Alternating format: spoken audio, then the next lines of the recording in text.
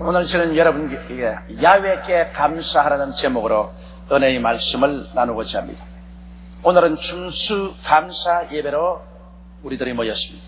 옛날 이스라엘 백성들은 매년 9월에 포도와 오리브 추수에 감사하여 감사제사를 드렸는데, 그날을 성경 출애굽기 23장 16절에 보면 초막절 혹은 수장절이라고 해서 기념일로 하나님이 지키도록 하셨습니다. 그러나 오늘날 우리가 지키는 추수감사절은 그 유래가 영국의 청교도에서 온 것입니다. 서기로 1607년 영국 왕 제임스 1세가 왕위에 오르자 영국의 개신도인 청교도들을 무섭게 핍박을 했습니다. 그 박해를 견디다 못한 청교도 102명이 신앙의 자유를 찾기 위해서 180톤짜리 작은 범선 메이플라워를 타고 신대륙 미국을 향해서 출범했습니다. 그들은 거센 파도를 헤치고 63일간의 구사일생의 신고 끝에 1620년 12월 21일 북아메리카 대륙에 상륙했습니다. 그곳에 도착한 청교도들은 곧장 나무를 베어 교회당과 집을 짓고 약 20에이커 즉 2만 5천여 평의 땅을 개간하여 농사를 지었습니다. 그들은 낯설은 일기와 풍토병과 인디안의 습격으로 1년 내에 북미에 도착한 사람들의 태반이 죽었습니다. 그런 슬픔 가운데서도 가을에 풍성한 수확을 거두게 되었습니다. 기쁨에 넘친 그들은 큰 잔치를 베풀고 하나님께 감사의 제물을 드리며 친절했던 인디안 손님들을 초청해서 한 주일 동안 거대한 잔치를 베풀었습니다. 그것이 유래가 되어 오늘 전 미국의 11월 셋째 주일 목요일에 추수감사절을 지키며 미국 선교사들에 의하여 한국교회도 이 추수감사 절기가 전해지게 된 것입니다. 오늘 미국이 불과 건국 300여 년밖에 되지 않은 나라이나 인류 역사상 최대의 강한 국가가 된 것은 바로 이처럼 하나님께 감사하는 것이 미국의 건국 이념이 되었기 때문이라고 저는 확신하고 있는 것입니다. 그러면 오늘 이 시간 저는 여러분과 함께 생각해 보고자 하는 것은 첫째로 왜 우리는 하나님께 감사를 드려야 하는 것입니다. 무엇 때문에 감사드리는 삶을 살아야 하겠느냐는 것입니다. 그 이유는 여러분 하나님께서 우리 아버지가 되시기 때문에 우리는 감사할 수밖에 없습니다. 이 세상에 아버지 없는 자식이 없는 것처럼 여러분 모든 인류의 아버지는 하나님이십니다. 하나님께서 친히 천지와 만물을 지으시고 하나님의 형상과 모양을 닮아 아담과 하와를 지으셨기 때문에 오늘날 그 후손들로서 우리가 이 땅에 살고 있는 것입니다. 그러므로 우리에게 생명을 주신 하나님께 감사를 드리는 것은 당연한 이치인 것입니다. 그뿐 아니라 우리 하나님께서 우리를 위해서 예비한 모든 것을 보십시오. 얼마나 하나님께서 정성을 들여 예비했습니까? 하늘을 쳐다볼 때 해와 달과 저 무수한 별들을 하나님이 예비해 놓으셨습니다. 우리 주위를 살펴볼 때 천하 추동 사시를 통해서 하나님께서 우리가 이 땅에서 행복하게 살아갈 수 있는 모든 것을 남김없이 예비해 놓은 것입니다. 모든 풍성한 오곡백과를 보십시오. 저 많은 새들의 종류, 저 짐승, 저 풀들, 저 꽃들, 저 아름다운 대지를 보십시오. 바다의 풍성한 어족들을 보십시오. 하나님께서 우리를 위해서 필요한 것을 하나도 남김없이 모두 다 예비해 놓으셨습니다. 이 하나님의 예비한 것을 우리가 받아 누리면서 우리 아버지 하나님께 감사하고 찬송하지 않는다면 목석과 같은 인간이 되고 말 것입니다. 오늘 우리가 숨쉬는 공기도 하나님 우리에게 주신 것이고 우리가 늘 빛을 받고 사는 태양빛도 하나님이 값없이 우리에게 주신 것입니다. 우리가 마시는 물, 우리가 먹는 양식 그 어느 것 하나 하나님께서 예비해 놓지 않은 것이 없습니다. 이것이 우연이 되었다고 생각한다면 너무나 무식한 말인 것입니다. 이러므로 예비하시는 우리 아버지의 손길을 우리는 감사하지 아니할 수 없는 것입니다. 우리 아버지는 또한 우리를 돌봐주시는 좋으신 하나님인 것입니다. 우리 하나님께서는 이른 아침부터 저녁까지 우리 주위에 늘 선한 손길을 베풀어서 우리를 돌봐주고 계십니다. 하나님을 사랑하는 자, 곧 그 뜻대로 부르심을 입은 자들에게는 모든 일이 합력하여 선을 이룬다고 하셨습니다. 우리에게 다가오는 좋은 일도 어려운 일도 하나님의 손길이 같이 계셔서 우리를 돌보아 주시기 때문에 우리는 즐거운 삶을 살아갈 수가 있는 것입니다. 그러므로 우리 아버지 하나님께 이런 여러 가지 일들로 감사를 드리지 아니할 수가 없습니다. 거기에다 하나님께서는 우리에게 또 예수님을 보내주셔서 우리를 영원한 죽음에서 건져주신 것을 생각할 때 감사하지 아니할 수 없습니다. 하나님이 세상을 이처럼 사랑하사 독생자를 주셨으니 누구든지 저를 믿으면 멸망하지 않고 영생을 얻으라고 말씀한 것입니다. 우리 조상이 하나님을 배반하고 마귀의 올무에 빠져서 죄를 짓고 반역의 삶을 살았고 우리는 뱃속에서 태어날 때부터 죄 중에 잉태되고 죄 중에서 태어나서 죄를 물 먹듯이 먹고 마시면서 살아왔었습니다. 이와 같은 인생들이 하나님 앞에 설 수도 없고 영원히 멸망받을 수밖에 없는데 하나님은 당신이 지으신 인생을 불쌍히 여기셔서 이를 구원하시기 위해서 그 아들 예수 그리스도를 육신의 몸을 쓰고 세상에 사람으로 오시게 하시고 사람으로 오셨은즉 사람의 죄를 대신 짊어지고 십자가에서 고난받게 하셨으니 이 하나님의 은혜와 사랑을 무엇으로 우리가 다 보답할 수 있겠습니까? 우리가 언제 구주를 구했습니까? 우리가 구하지도 아니했는데 하나님은 일방적으로 우리를 사랑하셔서 우리를 건지시기 위해서 그 아들 예수님을 보내신 것입니다. 하나님의 아들 예수님께서 사람이 되어 오셔서 사람의 죄를 대신 짊어지고 십자가에 못 박였을 때 하나님은 우리의 모든 죄가를 예수님께 담당시켜서 그리스도 예수가 이것을 하나도 없이 다 청산하게 만들으신 것입니다. 우리의 죄를 영원히 완전히 청산해버리고 그리스도 십자가를 통해서 우리는 죄에서 영원히 용서받고 영원한 의를 선물로 받게 된 것입니다.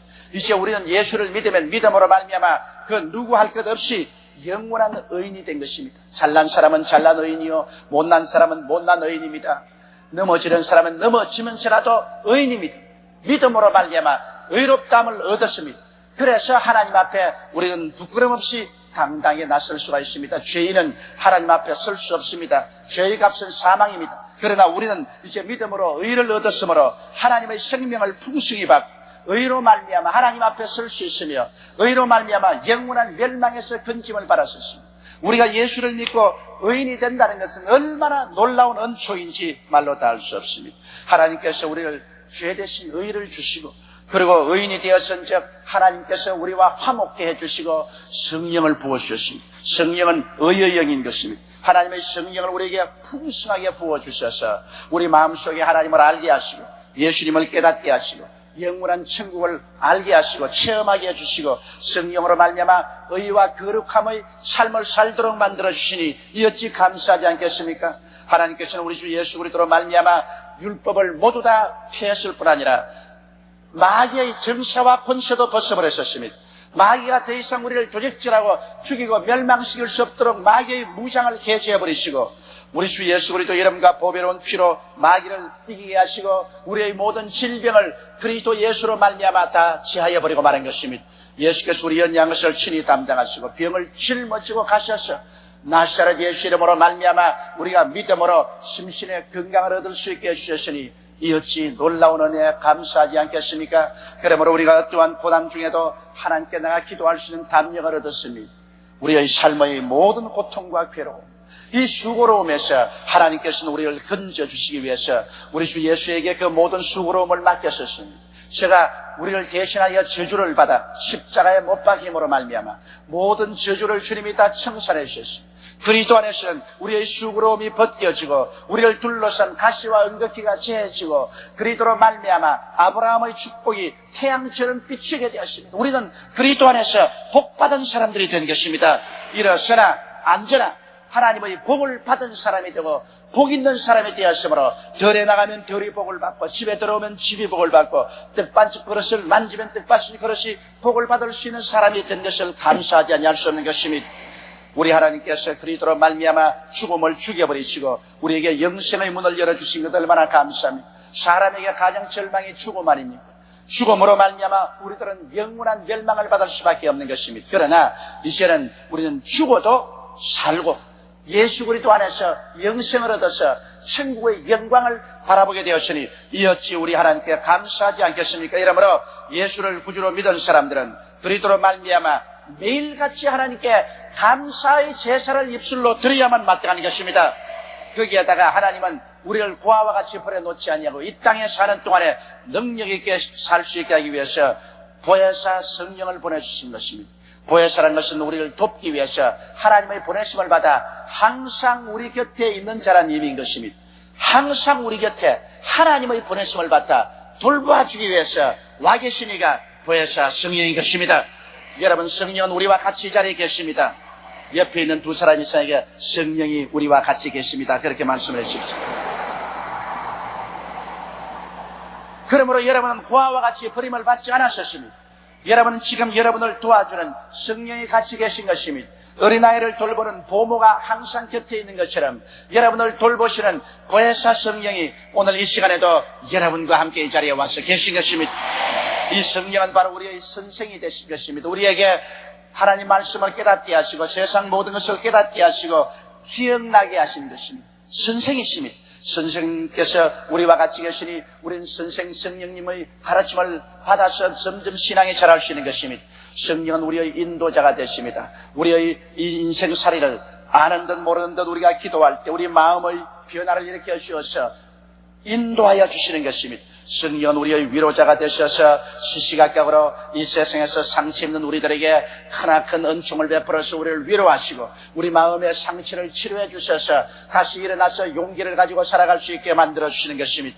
성령은 우리에게 능력 주시는 자가 되어서 성령님의 능력을 받아서 능력 있게 기도하고 찬송하고 능력 있게 신앙생활하고 인생을 살아갈 때 긍정적으로 힘있게 살아갈 수 있도록 늘 힘을 공급하시는 분이신 것입니다. 성령은 우리와 같이 계셔서 죄와 사망에서 우리를 해방시켜 주심으로 성령님의 능력으로 죄를 이기고 거룩한 삶을 살 수 있도록 해주시며 성령은 우리에게 기쁨을 주시는 것입니다.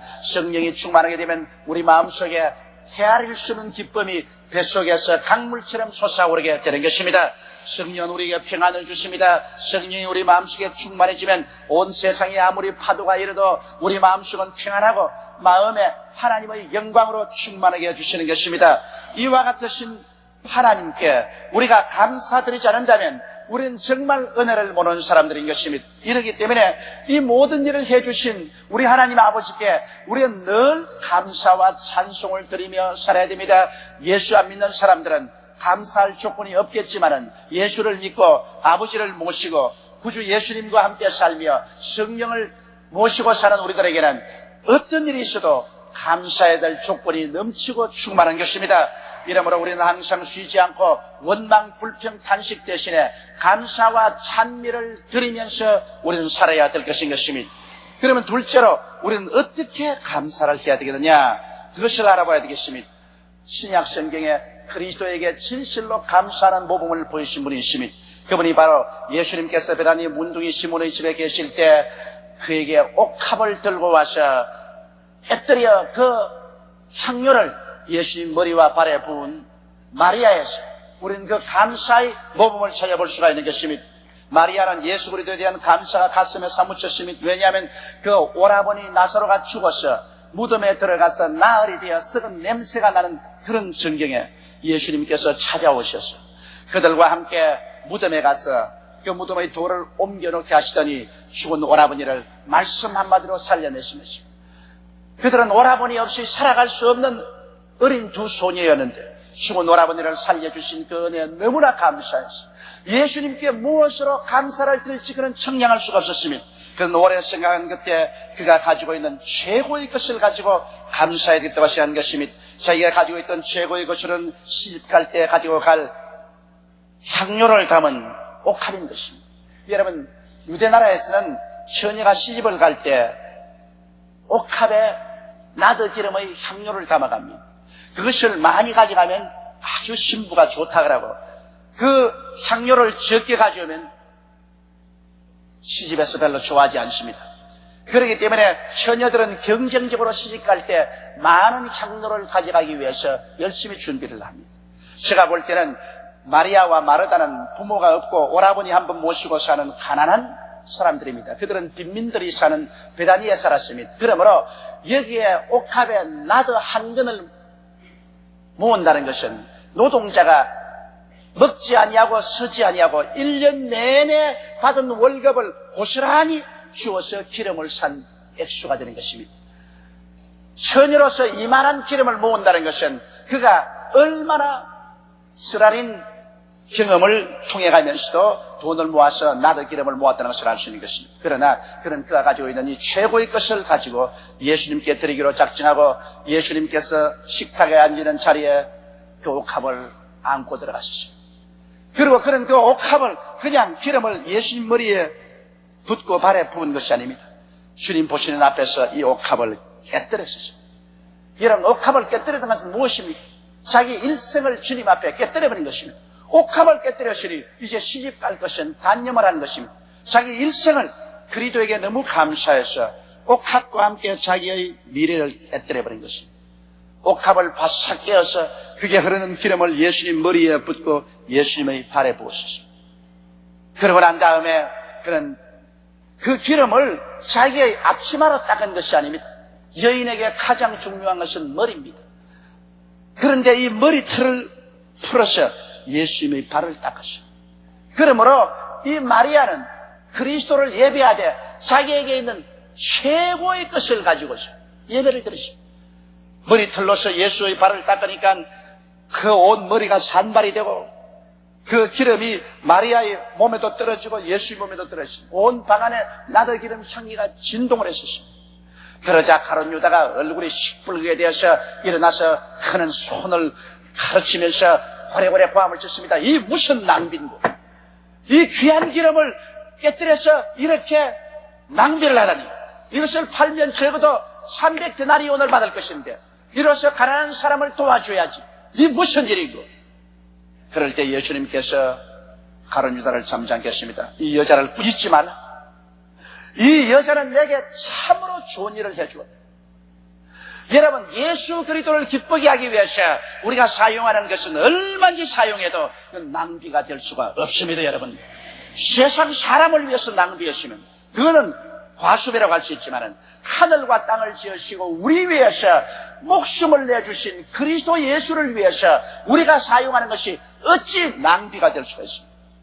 예수님을 위해서 우리가 아무리 드려도 낭비가 될 수 없습니다. 예수님은 말씀하셨습니다. 이 여자를 꾸짖지 마라. 이 여자는 나를 위해서 참으로 좋은 일을 해주었다. 예수님은 이 마리아의 예배를 통해서 그 마음 가운데 굉장한 영광을 받고 그 마음에 용기와 힘을 얻었습니다. 그는 앞으로 갈보리에 올라가서 십자가에 매달려야 되겠는데 그 십자가에 매달릴 용기와 힘을 얻은 것입니다. 주님께서는 말씀하기를 온 천하에 나의 복음이 전개되는 곳마다 이 여자가 내게 행한 이 선한 일이 전파되리라고 말씀한 것입니다. 그리스도의 복음과 함께 이 마리아의 선한 행위는 절대로 잊어지지 않고 기억될 것이라고 주님께서 말씀하신 것입니다. 이러므로 마리아가 그리스도를 위해서 나더 기름을 부은 그 향기는 그 방 안에만 진동한 것이 아니라 이 성경을 통해서 인류 역사를 곁들여서 온 세계 그 향기는 진동하고 있는 것입니다. 이러므로 여러분, 감사는 한 사람에게 참으로 희생과 정성이 들어간 것이야만 되는 것입니다. 그냥 입술로만 감사합니다, 감사합니다 하는 것도 좋지만은 그러나 진실로 그리스도를 영화롭게 하는 감사는 자기에게 정성이 들어가고 희생이 들어간 것입니다. 여기에 마리아의 여러분 감사 제사를 보십시오. 그에게는 전 일생을 애들여 바친 희생이 들어간 것입니다. 자기에게 희생이 되고 자기에게 정성이 들어가지 않은 감사야 그 무슨 감사라고 할 수 있겠습니까? 이러므로 우리가 매일같이 입술로서 하나님께 감사하지만은 이러한 특정 기간에 하나님께 감사할 때는 내가 힘껏 내게 정성을 다 바쳐 희생이 되더라도 감사를 드릴 때 이것이 우리 하나님 아버지와 예수님을 영화롭게 하고 하나님을 크게 기쁘시게 할 수가 있는 것입니다. 그러면 셋째로 우리가 이와 같은 감사를 드릴 때 그 감사는 어떠한 결과를 가져오게 되는 것입니까? 여러분, 우리가 감사드릴 때 마음의 행복과 기쁨이 다가오는 것입니다. 남을 여러분 우리가 감사하게 생각할 때 그리고 감사를 우리가 표시할 때 우리 마음속에 기뻐지는 것입니다. 한 가정에도 그렇지 않습니까? 남편에게 감사하게 생각하고 감사를 표현할 때 아내의 행복이다고 아내에게 감사하게 생각하고 그리고 남편이 아내에게 고마운 표시를 하게 될 때 남편의 마음속에 흡족하고 기쁨이 생깁니다. 부모를 감사하게 생각하는 자녀들에게 마음의 평안과 기쁨이 다가옵니다. 원망과 불평을 하게 되면 마음이 고통스럽고 뼈가 썩어지는 것입니다. 그러므로 오늘날 여러분, 우리는 감사할 때 우리의 마음속에 행복이 다가온다는 것을 잊지 말아야 되는 것입니다. 은혜를 원수로 갚는 일이 오늘날 세상에는 너무나 비일비재하게 많습니다. 물론 옛말에도 그런 말이 있지요. 머리 감은 짐승은 돕지 말라고, 그런 말이 있지만 가만히 세상을 살펴보니까 가장 은혜를 많이 베풀고 가장 사랑을 많이 베풀수록 그 사람이 원수로 그 은혜를 갚는 것을 우리는 경험상 알 수 있는 것입니다. 인간은 마음이 비열합니다. 그래서 자기의 은혜를 베풀고 사랑을 베풀고 나면 나중에 그 은혜와 사랑에 대한 마음의 부담을 느끼기 때문에 그 은혜와 사랑을 받지 않았다는 것을 증명하려고 오히려 들어서서 은혜를 원수로 갚는 일이 너무나 많습니다. 그러나 은혜를 원수로 갚으면 그 생애 속에 원수가 떠나지 않습니다. 그러나 은혜를 은혜로 갚으면 그 생활 속에 은혜가 끝이지 않은 것입니다. 이렇기 때문에 우리는 은혜를 감사로 갚고 은혜를 원수로 갚는 일이 없어야 되겠습니다. 오늘날 비열한 사람은 은혜를 원수로 갚고 평범한 사람은 은혜를 받고도 입술 닦아버리고 모른 체 해버리고 진실로 선량하고 착하고 좋은 사람은 은혜 받은 것을 깊이 마음에 간직하고 그 은혜를 언제나 갚으려고 하는 이러한 심정을 가진 사람이 착하고 선량한 사람인 것입니다. 이러한 사람은 하나님께 복을 받을 수 있는 자격이 있는 사람인 것입니다. 여러분, 우리가 감사할 때 하나님께서는 우리에게 더 주는 것입니다. 왜냐하면 성경은 말씀하기를 있는 자에게는 더 주고 없는 자에게는 있는 것까지라도 빼앗아버리겠다고 말씀한 것입니다.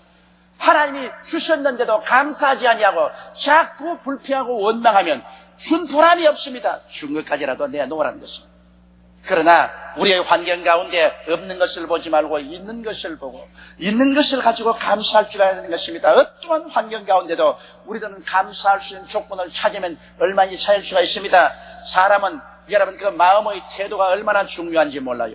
똑같이 병에 물이 반쯤 가득한데 한 사람은 보고서 병에 물이 반쯤 텅 비었, 무슨 이런 텅 비은 병을 가지고 오노, 이렇게 말할 수 있습니다.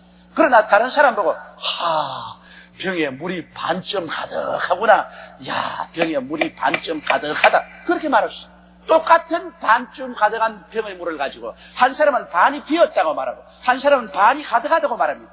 왜 빈 것을 바라보고 원망합니까? 반쯤 가득한 것을 보고 왜 감사하지 않습니까? 우리의 생활 가운데 부족한 것을 찾아서 원망과 불평을 하려면 얼마든지 할 수 있습니다. 그러나 그 가운데에도 여러분 있는 것을 발견하고 그로 말미암아 감사를 드리려면 그것도 또 얼마든지 할 수가 있는 것입니다. 이렇기 때문에 없는 것을 찾아서 원망 불평하지 말고 있는 것을 찾아서 감사하는 긍정적인 마음의 자세를 갖게 되시기를 주의 이름으로 축원합니다. 마음이 이렇게 꼬부라져서 모든 것을 부정적으로 바라보고 불평만 말한다면 도저히 그런 사람하고 같이 살아갈 수가 없습니다. 자기도 괴롭고 그 사람과 같이 사는 남도 괴로운 것입니다. 이 꼬부란 마음을 싹 펴가지고서 모든 것을 긍정적으로 바라보며 살면 자기도 행복하고 남도 행복하고 좋은 것입니다.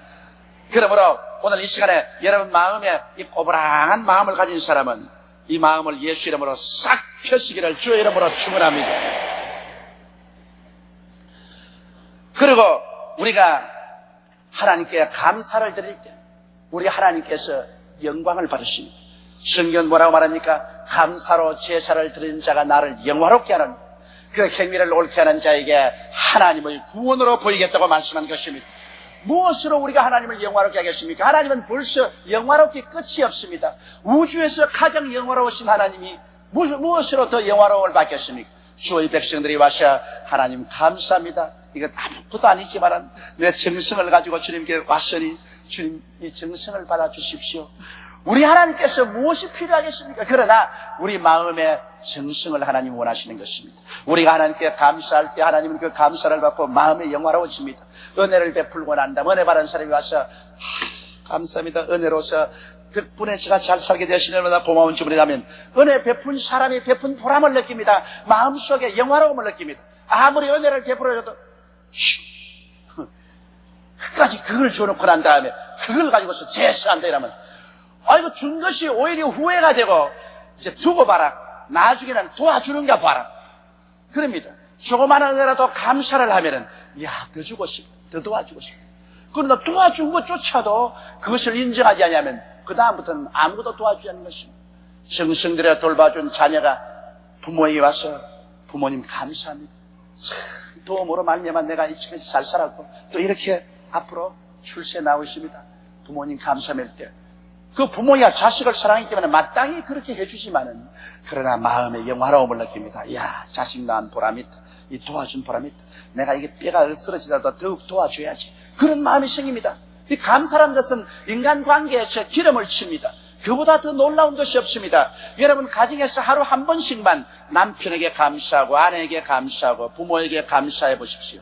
여러분 생활에 굉장한 영화로움이 다가오는 것입니다. 온 가정이 환해지고 온 가정에 기름이 부어지는 것입니다. 그러나 내가 여러분 가정을 파괴할 수 있는 확실한 건 하나 가르쳐 줄 수 있습니다. 하루에 한 번씩만 불평을 말하십시오. 남편 보고 불평을 말하고 아내 보고 불평을 말하고 자식 보고 불평을 말하면 그 가정의 영화로움이 사라져버리고 살벌하게 되고 그로 말미암아 분쟁이 일어나고 파괴되는 것입니다. 그러므로 감사가 바로 영화로움을 가져오고 삶의 기름 부음을 가져오고 감사가 하나님의 구원의 능력을 가져오게 되는 것입니다. 우리가 감사를 많이 할 때 하나님께서는 우리에게 하나님의 능력을 베풀어서 구원의 은총을 베풀어 주는 것입니다. 성경에 하나님이 가장 내 마음에 합당하다고 하는 것은 다윗입니다. 다윗이 윤리와 도덕으로 합당한 사람은 아니었습니다. 그는 자기의 병사인 우리아를 죽이고 그 아내를 빼앗은 살인하고 강간한 이러한 죄악도 있습니다. 그럼에도 불구하고 그가 용서받고 하나님의 사랑을 받고 내 마음에 가장 합당한 자라는 것은 성경 인물 가운데 다윗만큼 하나님께 감사를 많이 한 사람이 없습니다. 그런 인간의 실족도 많이 하고 모자란 점도 많지만은 계속해서 하나님께 감사의 찬송을 드렸었습니다. 그 결과로 하나님은 다윗을 인하여 크게 영화로움을 받고 다윗에게 하나님의 구원의 능력을 베풀어서 기어코 만성천자 다윗이 되게 만들어 주신 것입니다. 이러므로 오늘 우리는 감사절을 맞이해서 우리 중심으로 1년 동안 우리에게 베풀어 주신 하나님의 은총과 사랑을 뼈저리게 생각하고 우리 정성을 다하여 힘에 겹도록 희생으로 감사의 제물을 드리며 우리 아버지를 영원하게 함으로 말미암아 우리 아버지가 크게 기쁨을 느끼고 또 살아갈 1년 동안에 하나님의 능력으로 여러분을 붙들어 주시게 되시기를 예수 이름으로 축원합니다. 우리 다 같이 고개 숙여 기도드리겠습니다. 사랑이 많으시고 거룩하신 우리 하나님 아버지, 아버지의 은총과 사랑을 생각할 때 많이 비신들 무엇으로 다 감사하오리까. 우리 아버지가 우리에게 베푸신 그 은혜와 사랑과 축복은 우리 입술로 헤아릴 수가 없습니다. 하나님이시여, 하나님이 우리 아버지가 되신 것만 해도 무엇으로 다 감사하오리까. 세상 사람들은 고아와 같이 버림받고 사는데 우리는 하늘과 땅과 세계와 그 가운데 모든 것을 지었으며 역사와 우리 운명을 주장하시는 하나님이 우리의 친 아버지가 되셔서 매일매일 아바 아버지여 기도하고 아버지의 품에 안길 수 있는 우리들이 된 것 생각할 때 감사하지 아니할 수가 없습니다. 하나님, 우리 아버지여, 우리 주 예수 그리스도가 우리의 구주가 되셔서 그 십자가를 통하여 우리가 새로운 피조물이 되고 새 사람이 되고 새 생각을 갖고 새 삶을 얻고 새 믿음으로 살 수 있게 해주신 것을 감사합니다. 진실로 새 마음을 그리스도 안에서 얻을 수 있으니 감사하고 보혜사 성령이 끊임없이 우리의 보모가 되어주셔서 우리 곁에 계셔서 우리를 도와주심으로 우리는 하나님의 도우심으로 두려움 없이 살게 만들으신 것을 감사드리옵나이다. 우리 아버지여, 우리는 입술로 감사하고 행위로 감사하고 매일매일 감사한 조건을 찾아서 감사하고 찬미하며 사는 우리들이 다 되게 도와주시옵소서. 우리 주 예수님 이름으로 기도드리옵나이다. 아멘. 저는 오늘 여러분과 함께 신이 어떻게 하실 것을 아시고라는 제목으로 말씀과 은혜를 나누고자 합니다. 예수님께서 벳세다 광야에 군중동을 피해서 휴식하러 제자들 하고 떠나십니다. 그런데 그것을 미리 안 일반 백성들이 도보로 구름대같이 뛰어가서 예수님이 배에서 내리기 전에 이미 벳세다 광야는 남자만 5,000명, 부녀자 합쳐서 기만 명의 사람이 인산인해로 모여 있었습니다. 예수님이 내리자마자 휴식할 틈도 없이 그들에게 복음 말씀을 전가하고 그들 가운데 병든 자를 고치고 천국의 영광을 나타내셨습니다.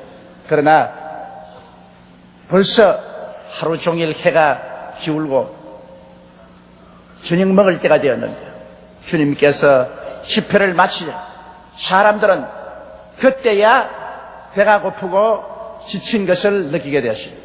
이제 집으로 돌아가야 되겠는데 먼 길을 걸어가자니 기가 막힙니다. 많은 사람들이 길거리에 그냥 주저앉거나 들어 누워버렸습니다. 이럴 때 예수님께서 제자들을 부르시고 그 가운데 가장 지혜있고 총명한 빌립을 보시고 말씀하시기를, 빌립아, 이 많은 사람들에게 어떻게 먹을 것을 줄 수 있겠느냐, 그렇게 물으셨습니다. 또 다른 성경에 보면 빌립에게, 빌립아, 이 사람들에게 먹을 것을 주라고 했다고 했었습니다. 그런데 성경은 분명히 말씀하기를 예수님께서 어떻게 하실 것을 알고 계셨다고 말했습니다. 주님은 그 상황에서 어떻게 그 많은 사람을 먹일 줄을 이미 마음속으로 다 알고 계시면서 빌립을 시험해 보셨다고 말씀을 하셨습니다. 그때 빌립은 말하기를, 주여, 이 사람들에게 조금씩 먹일지라도 200데나리온 되는 떡이 부족하리.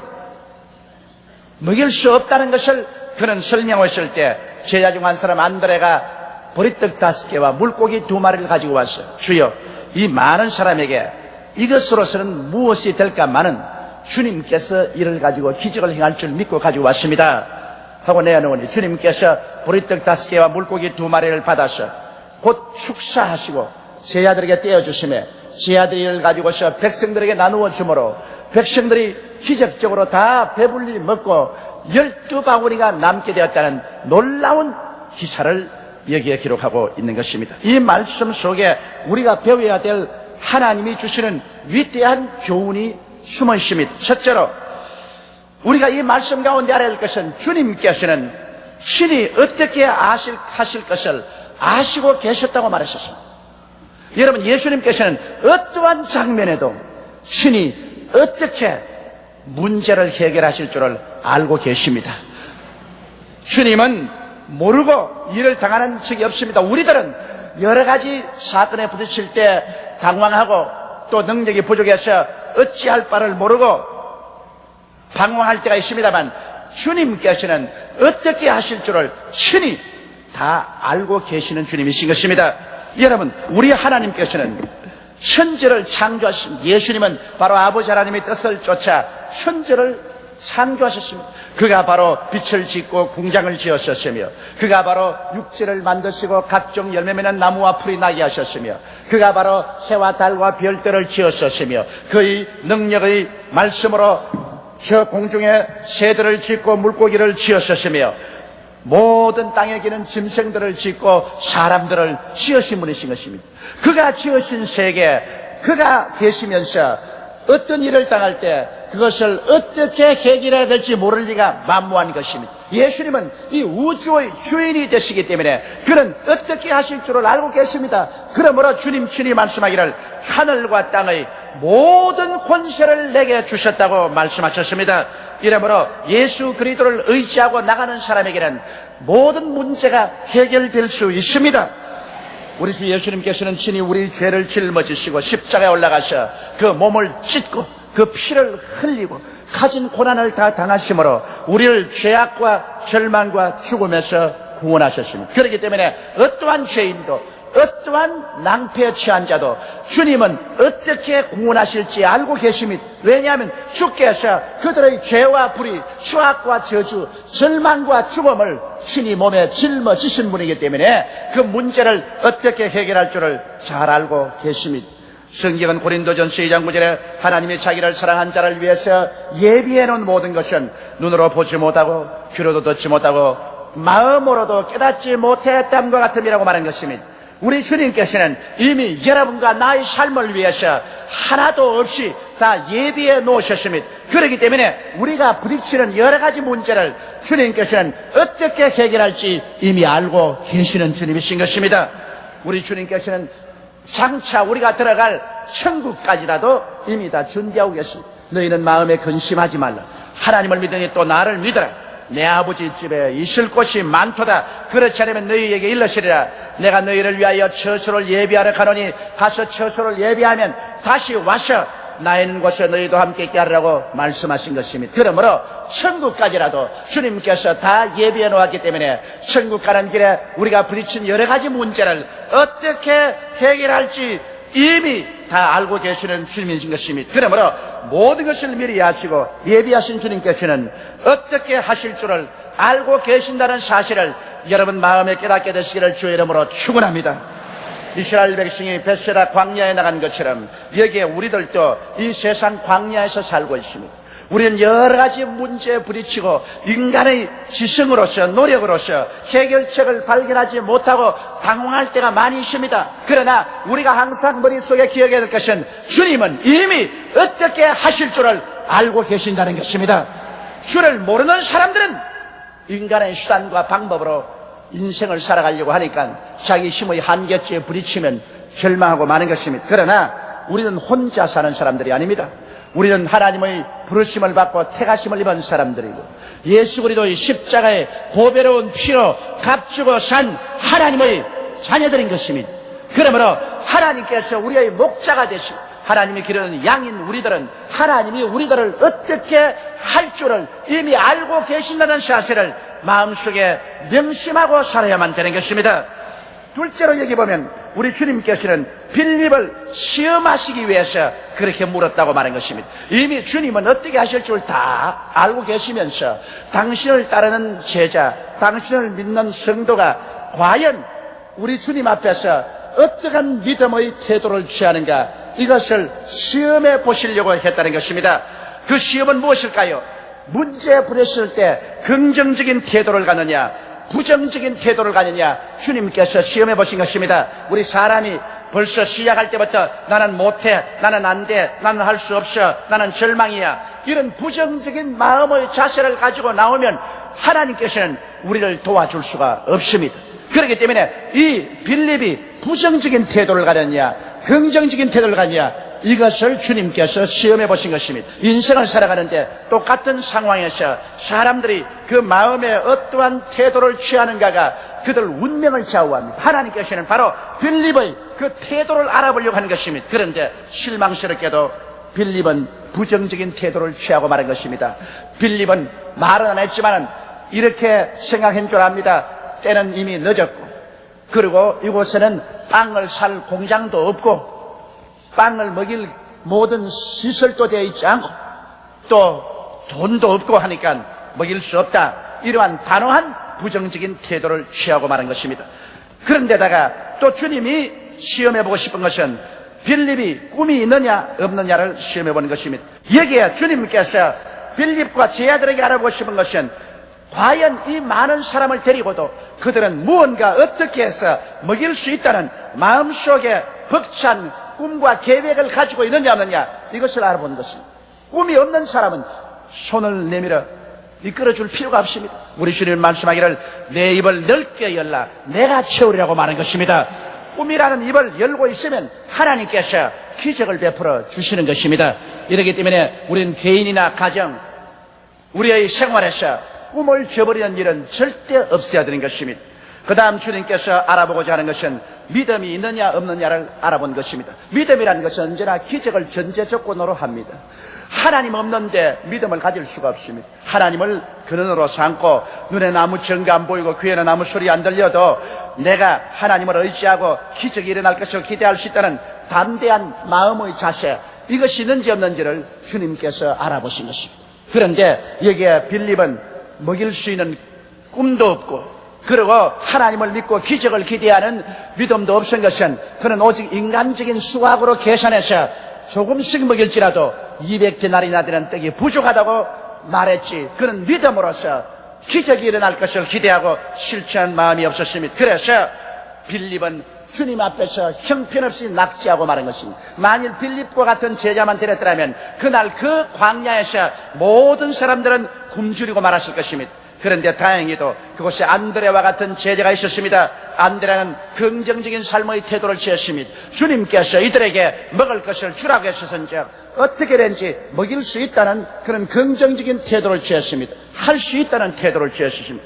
그리고 빌립은 꿈이 있었습니다. 이 많은 사람들이 다 배불리 먹고 즐거움을 가지고 집으로 돌아가는 꿈을 그 마음속에 꾸고 이 꿈을 실천하기 위해서는 하나님의 기적이 있어야 되고 하나님의 기적을 가지고 오기 위해서는 믿음의 씨앗을 심어야 된다. 믿음의 씨앗을 심으면 하나님의 기적이 일어난다는 것을 안드레는 알고 있었습니다. 그래서 안드레는 군중들 가운데 가서 어린아이가 점심 먹으려는 것을 설득하여 보리떡 5개와 물고기 2마리를 가지고 왔습니다. 물론 그것 가지고는 이 많은 군중들에게 아무것도 될 수가 없습니다.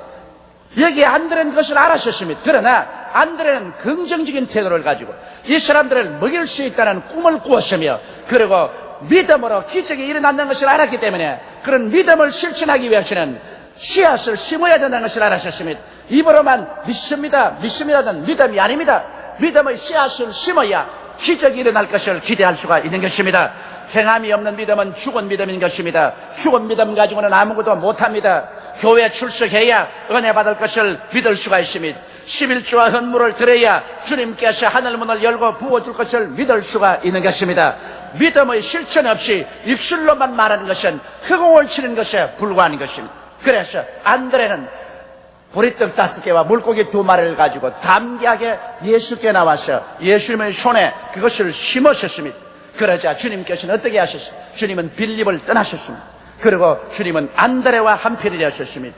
긍정적인 사람, 꿈이 있는 사람, 믿음의 씨앗을 심고 기적이 일어날 것을 기대하는 그 사람과 주님이 같이 하셔서 주님은 그 많은 사람들에게 다 배불리 먹이고 조각을 거두니 12바구니나 남게 만들고 말하신 것입니다. 여러분 오늘날도 우리 주님과 같이 계시면 이런 주님이 행하여 주시는 것입니다. 그렇기 때문에 오늘 하나님이 찾으시는 사람은 긍정적인 태도를 가진 사람을 찾습니다. 오늘 하나님이 찾는 사람은 꿈이 있는 사람을 찾으십니다. 오늘 하나님이 찾은 사람은 믿음으로서 담대하게 실천한 사람을 찾고 있는 것입니다. 이러한 개인이나 이러한 민족이나 이러한 국가는 절대로 망하지 않습니다. 옛말에도 벌레의 눈을 가진 민족은 망해도 새의 눈을 가진 민족은 흥한다고 말했습니다. 벌레는 자기 땅밖에 바라보지 못하지만 새는 공중에 떠서 멀리 바라보고 꿈을 가질 수가 있는 것입니다. 그러므로 사랑하는 형제 자매 여러분, 오늘 우리 하나님 앞에서 우리 대한민국 국민, 우리의 성도들이 절실히 필요한 것은 바로 이 사항인 것입니다. 예수님은 오늘 광야와 같은 이 나라에서 우리를 시험해 보시고 계십니다. 과연 이 대한민국 국민뿐 아니라 앞으로 통일되면 2천만이 내려올 것인데 이 사람들을 배불리 먹이고 영육간에 구원하고 도와줄 수 있겠는가? 주님은 시험해 보시고 있는 것입니다. 이 장면에서 우리가 빌립처럼 부정적인 태도를 취하고 꿈을 저버리고 믿음을 저버린다면 우리는 자격 상실하고 우리는 1등 국민이 될 자격이 없습니다. 그러나 우리가 주님 앞에 나와서 회개하고 자복하고 천지와 만물을 지으신 하나님을 예수 안에서 믿고 그리고 할 수 없다는 말을 하지 말고 할 수 있다, 하면 된다, 해보자. 할 수 있거든이 무슨 말이냐? 믿는 자에게는 능치 못하심이 없나니라는 주의 말씀을 받아서 가슴에 새기고 우리는 가슴을 활짝 열고 내일에 대한 꿈을 가져야 되는 것입니다. 내일은 오늘보다, 다음 달은 금번달보다, 명년은 금년보다 더 나아질 꿈을 가져야 되는 것입니다. 십자가 밑에서 영혼이 잘됨같이 범사에 잘되며 강건할 꿈을 가져야 되는 것입니다. 남에게 꾸어줄지라도 꾸지 않은 꿈을 가져야만 되는 것입니다. 이러한 마음속에 꿈을 가지고 우리가 하나님 앞에 나가서 눈에는 아무 증거 안 보이고 귀에는 아무 소리 안 들려도 믿음의 씨앗을 심고 믿음으로 나가면 이러한 사람을 위해서 예수님은 기적을 행하시는 것입니다. 예수님은 어떻게 행할 줄을 이미 알고 계십니다. 예수님의 방법을 물을 필요는 없습니다. 그것은 하나님의 전능한 능력으로 행하시는 것이기 때문에 우리가 그 방법을 깨달을 필요는 없습니다. 우리는 그저 주님 앞에서 긍정적인 태도와 꿈을 가지고 믿음의 씨앗을 심고 나면 주님이 그것을 가지고 어떻게 하실 것을 아시고 모든 것을 해결하여 주시는 것입니다. 그러므로 오늘 셋째로 우리가 주님 앞에서 깨달아야 될 것이 있습니다. 그것은 주님께서 어떻게 하실 것을 알고 계심으로 이 전제하에서 우리가 삶의 자세와 태도를 취해야 되겠다는 것입니다. 왜냐하면 주님이 할 줄 다 아시는데 왜 내가 주님의 일을 맡아가지고서 망쳐놓을 필요가 있는 것입니까? 우리 주님이 다 어떻게 할 줄 아시기 때문에 일을 주님께 맡기는 것이 제일 좋습니다. 성경은 말씀하기를 수고하고 무거운 짐진 자들은 다 내게로 오라. 내가 너희를 쉬게 하겠다는 것입니다. 주님이 쉬게 하겠다는 것은 우리 짐을 대신 짊어주겠다 그 말씀인 것입니다. 내 짐을 야훼께 맡겨버리라. 그래야만 제가 너를 돌보시라고 말씀하신 것입니다. 우리 주님께서 어떻게 하실 줄을 다 알고 계시면 예수께 맡겨야지. 맡기지 않고 내가 걸머쥐고 나가겠다면 낭패밖에 하는 일이 없는 것입니다. 여러분 길을 잃었을 때 길을 아는 자에게 길을 맡겨야죠. 길을 잃었는데 자기는 길을 알지 못하면서 고집을 부리고 자기가 길을 찾겠다고 말하면 이 사람은 영영 집에 못 돌아갑니다. 길을 아는 사람에게 맡기면 길을 아는 사람이 그 길을 이끌어가는 것입니다. 예수님은 여러분의 일생을 어떻게 살아야 할지 그 길을 알고 계십니다. 예수님께서는 여러분이 얽히고 설킨 문제를 어떻게 해결할지 알고 계십니다. 그러므로 예수께 맡기는 여러분 되시기를 주의 이름으로 축원합니다.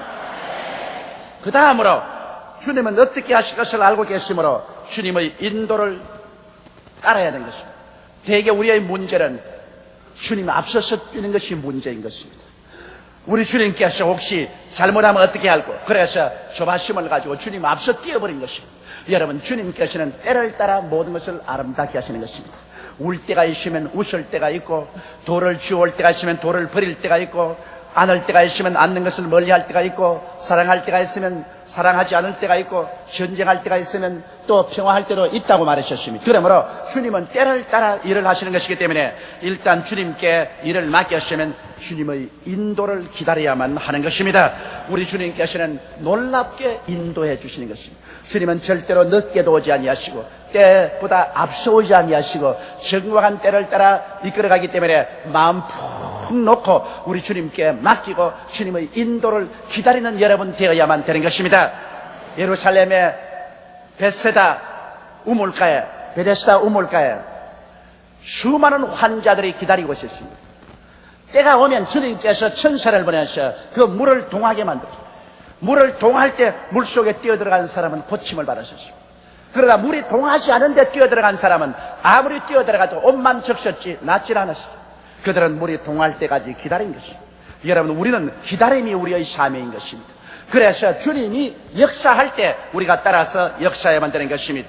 그 다음 우리가 해야 될 것은 우리의 마음속에 꿈을 포기하지 말아야 되는 것입니다. 우리의 마음속에 승리의 꿈을 가지고 있어야 됩니다. 성공할 꿈을 가지고 있어야 되는 것입니다. 하나님의 축복의 꿈을 가지고 있어야 되는 것입니다.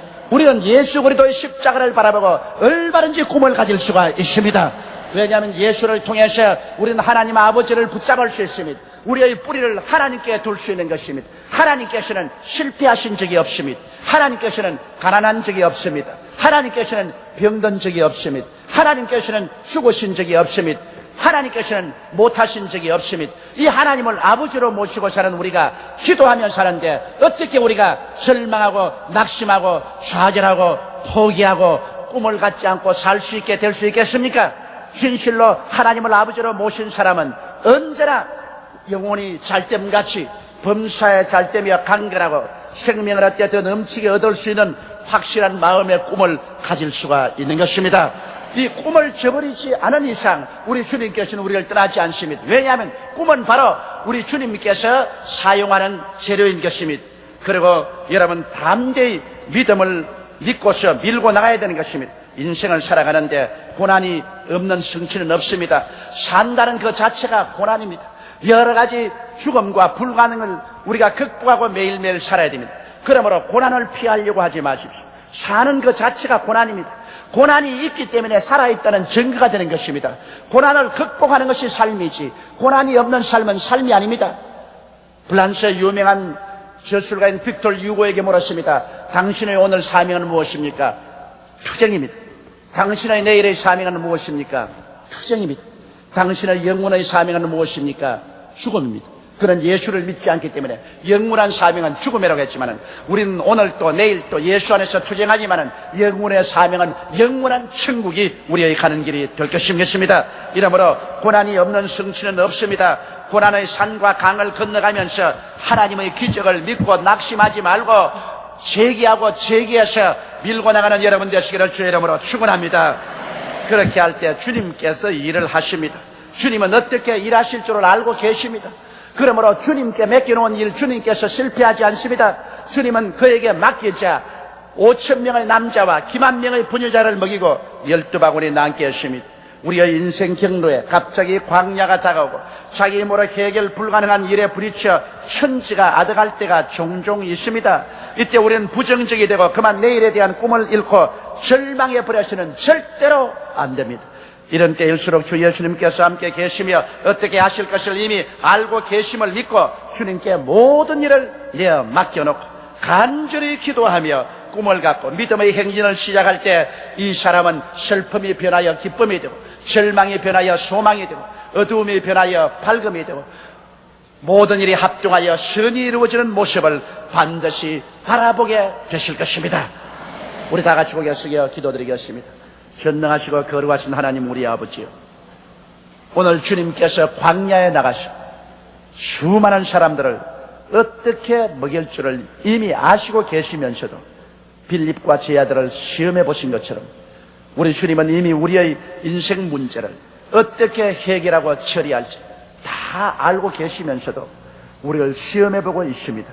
하나님이여, 주님의 시험에 빌립처럼 낙지하는 사람이 되지 말게 도와주시옵소서. 안드레처럼 합격하는 사람이 되게 도와주시옵소서. 주님은 이미 어떻게 할 줄을 알고 계시옵니다. 그러므로 문제를 보고 낙심하지 말고 우리의 태도를 올바르게 하게 도와주시옵소서. 긍정적인 태도를 취하게 하여 주시옵소서. 부정적인 절망적인 태도를 취하지 말게 도와주시옵소서.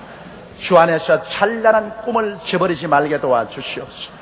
허무맹랑할 정도로 우리 마음속에 내일에 대한 긍정적인 꿈을 가지게 도와주시옵소서. 하나님 우리 아버지여, 우리는 믿음으로 행하고 기적을 기대하고 담대히 행하는 우리들이 되게 도와주옵소서. 그래서 주님이 우리를 통해서 역사할 수 있는 바탕을 마련하는 우리들이 다 되게 도와주옵소서. 우리 주 예수님 이름으로 기도드리옵나이다. 아멘. 오늘 은혜 받으실 하나님의 말씀은 로마서 8장 28절 말씀입니다.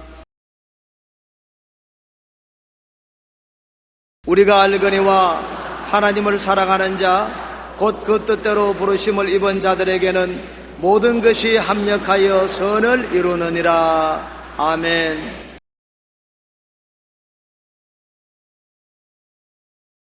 모든 것이 합력하여 선을 이루느니라. 이 말씀으로 오늘 은혜를 나누고자 합니다. 제가 17살에 폐병이 들려서 아무 일도 하지 못하고 집에 들어누워 요양을 하고 있었습니다. 그때는 별 약이 없었기 때문에 절대 안정을 취하라고 했어요. 꼼짝달싹 못하고 들어누워 있었어요.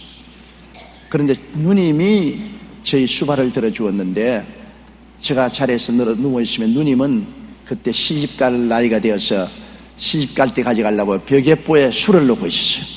수트를 갖다 놓고 열심히 벽에보에 술을 놓고 있는데 저는 수 뒷면만 보니까 가히 가관이었었습니다. 파랑실, 방갈실, 노란실이 얽히고 설켜서 이리 갔다 저리 갔다 하는데 도대체 저게 무슨 작품이 될 것이냐, 이것은 어린아이 장난도 아니다, 그런 생각이 들었습니다. 며칠이 지나고 난 다음 누님이 술을 다 놓고 척 수틀에서 그 벽에불을 내려놓으면 그 정면을 보니까 기가 막힙니다. 아름다운 꽃이 피어있고 시냇물이 흐르고 나비가 날고 있고 새들이 있고 희한합니다. 그때 받은 인상이 잊어지지 않습니다. 수틀 뒷면을 보면은 얼기설기 실이 얽혀서 형편없지만은 수의 앞면을 보면은 다놓은 수는 너무나 아름다운 한 폭의 그림이 된다는 것입니다. 하나님이 우리 인생에 섭리하는 것도 그와 같은 것입니다. 우리가 살아가는 동안에 온갖 얽히고 설키고 기쁘고 슬프고 좌절되고 절망된 일들이 함께 합쳐옵니다. 늘 기쁜 일만 없어요. 늘 슬프지만도 않아요. 늘 절망도 아니에요. 늘 소망도 있는 것이 아닙니다. 항상 햇빛 비치는 날만 있는 것이 아니라 비도 오고 바람도 불고 구름도 깁니다. 이것이 무엇이겠는가? 그러나 주님 손에 맡겨놓으면 주님은 우리를 천국 수틀에 술을 놓는 것입니다. 우리의 인생을 하나의 보자기로 삼으시고 주님은 아름다운 술을 놓으시는 것입니다. 온갖 것 다 가지고 모든 것이 합동하여 선을 이루게 만들어 주시는 것입니다. 그런데 그렇게 하기 위해서는 조건이 있습니다. 성경에 하나님을 사랑하는 자, 곧 그 뜻대로 부르심을 입은 자들에게는 모든 것이 합력하여 선을 이룬다고 말한 것입니다. 아무나 주님께서 그렇게 해주겠다고 말씀하지 않았습니다. 첫째로 하나님을 사랑하는 자를 위해서 주님은 일하시겠다고 말씀을 하셨습니다. 시편 91편 14절에 하나님이 가라사대 제가 나를 사랑한 적 내가 저를 건지리라, 제가 내 이름을 안 적 내가 저를 높이려고 했습니다. 사랑하는 자를 건지고 주 이름을 높이는 자를 높여주시는 것입니다. 그러면 주님을 사랑하는 증거가 무엇입니까? 여러분, 사랑을 하면 몸으로나 마음으로나 늘 같이 있게 되는 것입니다. 어린 적자를 사랑하는 어머니는 항상 어린아이를 끼고 있습니다. 요새는 그렇지 않지만 우리 자랄 때는 어린애기는 어머니 덩어리에서 자랍니다. 아침에 밥 지으러 갈 때도 업고서 나가서 부엌에서 일하면 덩어리에서 자고, 거기에서 오줌도 싸고 똥도 싸고, 밭에 일하러 가면 또 덩어리에 업고서 밭에서 일하시고, 시장터에 가면 또 어린아이 업고 또 시장에 가고, 항상 같이 있습니다. 그건 왜냐? 어머니가 어린아이를 사랑하기 때문인 것입니다. 사랑하면 몸으로 같이 있게 되는 것입니다. 우리가 주님을 사랑하면 주일날 꼭 교회에 몸으로 오게 되어 있습니다. 주님 사랑하는데 예배보러 안 올 택이 없습니다. 시간만 있으면 수요일날 또 와서 말씀을 공부하고 주님과 같이 있게 되고 또 구역 예배도 열심히 나가게 되는 것입니다. 사랑하면 몸으로도 같이 있고 또 마음으로도 같이 있습니다. 몸으로 같이 없으면 늘 마음속에 사랑하는 상대를 품고 사는 것입니다. 한 시간도 사랑하는 상대를 마음속에서 잊어버리지 않습니다. 예수님을 사랑하면 예수님은 24시간 우리 마음의 중심을 점령하고 있는 것입니다. 우리는 주님과 늘 함께 있습니다. 늘 주님을 생각하고 주의 말씀을 읽고 주님 앞에 기도하고 묵상하며 주님과 늘 함께 살게 된 것입니다. 사랑은 함께 있는 것이 사랑인 것입니다. 몸으로 같이 있지 않으면 마음으로도 늘 함께 있는 것이 사랑인 것입니다. 떨어져 있으면 사랑이 아닌 것입니다. 마태복음 22장 37절에 예수께서 가라사대 내 마음을 다하고 목숨을 다하고 뜻을 다하여 주 너희 하나님을 사랑하라고 말했는데, 마음을 다하고 뜻을 다하고 목숨을 다하여 주님과 늘 같이 있게 되는 것입니다. 그러므로 여러분, 내가 주님을 사랑하는가? 그것을 관찰해 보자면 내가 몸으로나 마음으로 늘 주님과 같이 있는가? 그것을 스스로 물어보면 되는 것입니다. 그 다음, 사랑하면 희생적으로 섬기게 됩니다. 사랑하면서 섬기지 않은 것은 거짓말입니다. 부모가 자식을 사랑하기 때문에 목숨을 바쳐서 자녀를 위해서 희생하지 않습니까? 사랑하지 않은데 그렇게 희생할 리가 있겠습니까? 우리가 주님을 사랑하면 우리 마음을 다하고 뜻을 다하고 정성을 다하여 주님을 섬기게 되는 것입니다. 우리 하나님이 세상을 이처럼 사랑했다. 사랑한 것이 무슨 증거가 있습니까? 독생자를 주셨다. 하나님 앞에 한 분밖에 없는 그 영광의 광채시여 본체의 모습인 그 아들을 주심으로 우리에 대한 사랑을 확증하신 것입니다. 사랑은 희생적으로 섬기는 것이 사랑인 것입니다. 인도의 성자로 불리던 디레사 수녀는 일생을 인도의 빈민굴에서 가난한 사람들을 섬기며 살았습니다. 사람들이 어떻게 그런 삶을 살 수가 있었습니까? 고 물었습니다. 그때 그는 대답하기를 내가 하나님으로부터 받은 사랑이 너무나 크기 때문에 이제는 내가 그 받은 사랑을 나누어 줄 때가 왔습니다. 사랑은 희생하고 봉사하는 것입니다. 그녀는 세상을 떠나면서 서로 사랑하십시오, 진정한 사랑은 계산하지 않습니다. 그저 줄 뿐입니다. 이 유언을 남겼습니다. 참된 사랑은 계산하지 않잖아요. 부모님이 자식 사랑할 때 계산하고 사랑합니까? 계산하지 않고 한없이 사랑하는 것입니다. 우리가 이웃을 사랑할 때 대가를 받으려고 계산하고 사랑하면 사랑이 아니죠. 우리가 주님을 사랑할 때도 계산하지 아니하고 무조건 사랑하는 것입니다. 희생적으로 섬기는 사랑이 사랑인 것입니다. 또 사랑하면 하나님은 늘 기뻐하고 자랑하게 되는 것입니다. 시편 34편 1절로 2절에 내가 야훼를 항상 송축하며 그를 송축하며 내 입에 계속하리로다. 내 영혼이 야훼로 자랑하리라. 시편 103편 1절로 2절에 내 영혼아 야훼를 송축하라. 내 속에 있는 것들아 가 그 성호를 송축하라. 내 영혼아 야훼를 송축하며 그 모든 인택을 잊지 말라고 하는 것입니다. 야훼로 인하여 즐거워하고 구원의 하나님 인하여 기뻐하는 것이 바로 사랑인 것입니다. 사랑은 사랑하는 상대를 인해서 너무나 기뻐하고 사랑하는 상대를 인해서 늘 자랑하는 것입니다. 저는 우리 어머님이 제게 한번 그런 이야기를 했어요. 제가 칠아들로 태어났으니까 어머님이 부엌에서 밥을 하시다가 제가 우는 소리를 듣고 방에 들여오면 제가 똥을 누고 막 이겨서 아예 칠갑을 하고 있는데도 어머니가 들어오면 어머님을 보고 벙실벙실 웃는데 아예 기가 막히게 사랑이 마음속에 솟아오르더라는 것입니다. 저를 보고 와, 이런 아들을 어떻게 낳았는가, 세상에 이런 선물이 어디 있는가, 똥을 범벅을 하고 오줌을 사놓고 해도 그렇게 사랑스럽더라. 사랑이란 상대로 인하여 즐거워하는 것입니다. 여러분, 이 세상에 두 가지 숨기지 못하는 것이 있어요. 재채기는 절대로 못 숨깁니다. 같이 하는데 재채기를 칼락칼락 하면 모든 사람이 다 쳐다봅니다. 재채기는 한 번으로 끝나지 않습니다. 저도 재채기 하면 5번 내지 10번 해야 끝나는 것입니다. 재채기 하는 것 숨기지 못하고 사랑하는 것 숨기지 못합니다. 사랑을 하게 되면 얼굴에 광채가 나요. 기뻐져요. 그리고 관대해져요. 그렇기 때문에 저 사람은 왜 요사이 싱글벙글하고 얼굴에 광채가 나고 저렇게 기뻐하느냐? 사랑을 하기 때문인 것입니다. 그러므로 사랑을 하면 상대를 자랑합니다. 사랑하는 할아버지 할머님이 손자 손녀를 자랑하는 것 기가 막혀요. 제가 옛날에 많이 신방 다닐 때 가면 손주 손녀를 가진 할아버지 할머니가 손주 손녀를 그렇게 안고 어르고 자랑을 해요. 아, 우리 손주 이쁘지요, 우리 손녀 이쁘지요. 제가 보기에는 호박 같은데.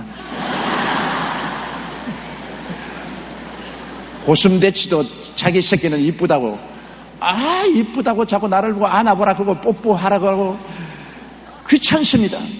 아주 진력이 나요. 그래도 할아버지 할머니는 손주 손녀를 사랑하기 때문에 그렇게 자랑을 하는 것입니다. 사랑은 자랑하게 돼요. 여러분, 처음 예수 믿고 난 다음에 어떻습니까? 하늘을 봐도 방실방실 웃고 나무잎을 봐도 웃는 것 같이 보이고 꽃들을 봐도 자기를 보고 환영하는 것 같고 모든 세상이 아름답고 화려하게 보입니다. 그리고 선한 안전한 예수님을 자랑해서 사람들 의리 중에서 쟤 뭐 잘못됐지 않느냐, 안전한 선한 예수 이야기만 한다. 그 왜? 예수님을 사랑하기 때문에 예수님으로 인하여 기뻐하고 예수님 인하여 자랑하게 되는 것입니다. 오랫동안 예수 믿고 난 다음에 사랑이 식어지면 그만 범상해지는 것입니다. 뭐 예수 믿어도 별로 기쁜 일도 없고 즐겁지도 아니하고 뭐 하늘도 그 하늘이고 땅도 그 땅이고 나무도 그 나무고 꽃도 그 꽃이다. 그리고 예수님에 대한 자랑하는 것 이제는 하지 않게 되는 것입니다. 그것은 사랑이 식었다는 것입니다. 또다시 성령이 충만하게 임하시면 옛날로 돌아가게 되는 것입니다. 그러므로 사랑하게 되면은 항상 몸으로 마음으로 함께 있게 되고, 사랑하게 되면은 희생적으로 섬기게 되고, 사랑하게 되면 자기가 행복하고 기뻐지며 사랑하는 상대를 늘 기뻐하고 자랑하고 찬양하게 되는 것입니다. 그러므로 하나님을 사랑하는 자인가 아닌가를 내 가슴에 손을 얹고 우리 생각해보고, 만일 이 사랑의 척도에서 떨어졌다면 회개하고 돌이켜야 되는 것입니다. 사람은 항상 떨어질 수 있어요. 그러므로 항상 돌이키는 것이 사람인 것입니다. 항상 회개하고 새롭게 되는 것이 우리 신앙생활인 것입니다. 내 사랑에 식어졌다고 주님이 날 버렸겠구나. 그렇지는 않습니다. 그러나 내가 늘 내 스스로를 금진해보고 내가 그리스도의 사랑 안에 있고 내가 그리스도를 사랑하고 있는지를 살펴보아야 되는 것입니다. 둘째로 주님이 합동하여 선을 이루는 사람은 그 뜻대로 부르심을 받아야 하는 것입니다. 하나님의 뜻을 거역하면서 하나님이여 모든 일이 합동하여 선을 이루게 해달라고 할 수는 없죠. 자녀가 부모의 뜻대로 순종하면 부모가 어찌한지 자녀를 돌보아 주려고 하지만 부모의 뜻을 거역해서 자기 멋대로 행한다면 부모님이 자녀의 가는 길을 도와줄 수가 없는 것과 한 가지인 것입니다. 여러분, 하나님의 뜻을 거역하고 난 다음에는 하나님이 우리를 위해서 일할 수 없지요. 하나님이 가장 아름답게 지은 천사장이 루시퍼입니다. 루시퍼는 덮는 그룹입니다. 일반 천사보다도 그룹 천사는 하나님의 보좌를 옹위하고 있는 가장 높은 천사인 것입니다. 그런데다가 이 루시퍼는 하나님 앞에서 음악을 주장하는 천사였습니다. 그래서 온 천국으로 음악의 찬란한 영광으로 가득 차게 만들었습니다. 하나님은 음악을 굉장히 좋아하십니다. 하나님은 이스라엘이 찬양 중에 거한다고 말씀하셨습니다. 그런데 그 루시퍼가 하나님의 뜻을 거역했습니다. 어떻게 거역했나요? 그는 하나님의 보좌를 탐내었습니다. 탐욕은 하나님의 뜻을 그르치게 하는 것입니다. 욕심이 잉태하면 죄를 낳고 죄가 장성하면 사망을 낳습니다. 탐욕이 들어오면 하나님의 뜻을 그르치게 되는 것입니다. 성경에는 이사야 14장 12절로 15절에 너 아침의 아들 계명성이여 어찌 그리 하늘에서 떨어졌으며 너 열국을 덮은 자여 어찌 그리 땅에 찍혔는고 내가 내 마음에 이르기를 내가 하늘에 올라 하나님의 뭇볕 위에 나의 보좌를 높이리라 내가 북극 지표의 산 위에 좌정하리라 가장 높은 구름에 올라 지극히 높은 자와 비기리라 하도다. 그러나 이제 내가 음부 곧 구덩이의 맨 밑에 빠치우리라. 보십시오. 탐욕인 것입니다. 하나님의 보좌를 탐했습니다. 천사가 그 주인되는 하나님의 보좌를 탐욕한다는 것은 거대한 반역입니다. 탐욕을 가짐으로 말미암아 하나님의 뜻을 거역하게 된 것입니다. 그리고 자기의 분수를 뛰어넘어 교만했습니다. 교만하면 하나님의 뜻을 거역하게 되는 것입니다. 천사는 천사지 하나님이 아닙니다. 천사는 천사로서 분수를 지키고 살아야지 천사가 하나님처럼 행동하려고 하면 분수를 뛰어넘으면 교만이 되는 것입니다. 교만은 패망의 선봉이요 거만한 마음은 멸망의 앞잡이라고 성경은 말하고 있는 것입니다. 에스겔 28장 11절에 내가 아름다움으로 마음이 교만하였으며 내가 영화로움으로 내 지혜를 더럽혔다.